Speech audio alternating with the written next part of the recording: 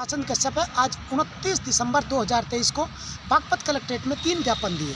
पहले ज्ञापन में मैंने भारत निर्वाचन आयोग और जिला निर्वाचन आयोग बागपत से मांग करी है कि मैंने आज तक जितनी भी वोट डाली है, किसको वोट डाली है, वो सारे की सारी डिटेल्स मुझे सबूत दिया जाए कि मेरी वोट आज तक कहाँ गई है।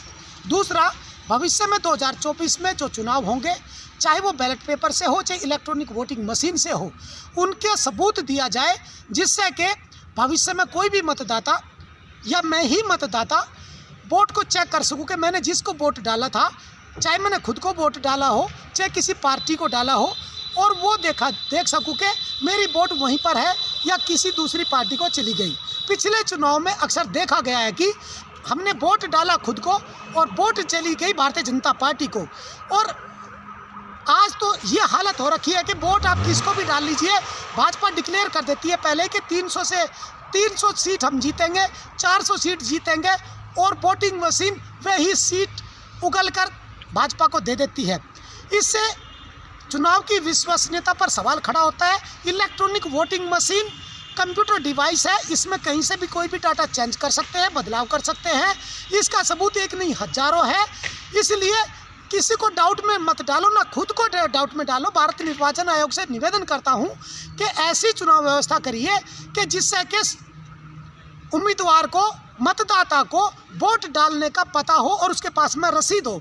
दूसरा ज्ञापन मैंने दिया है प्रधानमंत्री जी को और मुख्यमंत्री को। उसमें 17 जातियों को अनुसूचित जाति में आरक्षण देने की मांग करी गई है, क्योंकि पिछली सरकारों ने हमेशा कश्यप समाज की धीवर कहार, केवट, मल्लाह, निषाद, प्रजापति, गोंड जातियों को लूटा है। उनके हक अधिकार आरक्षण को छीनकर दबंग, सक्षम, जाट, गुज्जर, यादव, कुर्मी, लोध या अन्य को दिया है।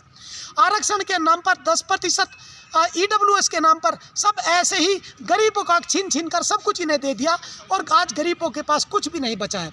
तीसरे ज्ञापन में मैंने मांग करी है कि भगवान पुरुषोत्तम श्री राम का जो अयोध्या में मंदिर बन रहा है, उसमें देश के प्रधानमंत्री आदरणीय मोदी जी प्रथम पूजा ना करें। प्रथम पूजा का अधिकार या तो वहाँ के पुजारी को होना चाहिए, या फिर जो कार सेवकों ने अपनी सर्वोच्च आहुति दी है उनको दिया जाना चाहिए, या फिर लाल कृष्ण आडवाणी जी को, जो महापुरुष है, जिन्होंने अयोध्या का मुद्दा उठाया है, जिन्होंने उसमें जान डाली है, उनको ये अधिकार मिलना चाहिए।